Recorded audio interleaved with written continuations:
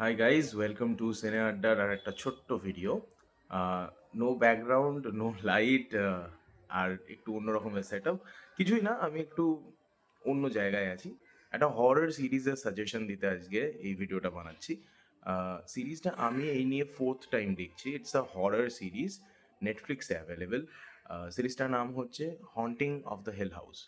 তো যদি কারোর হরর সিরিজ দেখতে ভালো লাগে তাহলে এই সিরিজটা is my top most recommendation. এটা দেখো। এটার প্লাস পয়েন্ট যেটা, সেটা হলো এটা তোমাকে জাম্প স্কেয়ার দিয়ে ভয় পাওয়াবে না। It's a psychological horror. Psychological horror মানে বলতে পারো অনেকখানি সেরিব্রাল কন্টেন্ট এর মধ্যে আছে। তোমাকে ক্যারেক্টারগুলোর সাথে অনেকটা কানেক্ট করতে হবে। Slow burn type of a thing. Slow burn মানে হচ্ছে তোমার পরতে পরতে গল্প ডিসক্লোজ হচ্ছে। প্রত্যেকটা ক্যারেক্টারের সাথে you have to be involved. তার জন্য তোমাকে অনেকটা সময় দিতে হবে। গল্পটা যেভাবে এগোচ্ছে সেইটাকে নিয়ে চলতে হবে।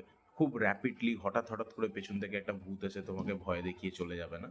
কিন্তু আহ, এই ধরনের কিছু সিচুয়েশন আসবে যে সিচুয়েশনসগুলোতে ভূত না থাকলেও শুধু সেই সিচুয়েশনটাকে যেভাবে বানানো হয়েছে বা সিচুয়েশনটা যেরকম, সেই ক্যারেক্টারগুলো যেভাবে প্লে আউট করছে, যা ডায়ালগ, যা সিন, সেটা দেখে তোমার সত্যি ভয় লাগবে। ভূত না থাকতেও ভয় লাগবে। তো এটা আমার খুব প্রিয় একটা সিরিজের মধ্যে পড়ে। সিরিজটার নাম আরেকবার বলে দিই, the Haunting of the Hill House. নেটফ্লিক্সে আছে। আর নেটফ্লিক্স যাদের নেই তারা অবভিয়াসলি জানো কোথায় কি পাওয়া যায়, সো আমি আর আলাদা করে কিছু বললাম না। দেখে নিও।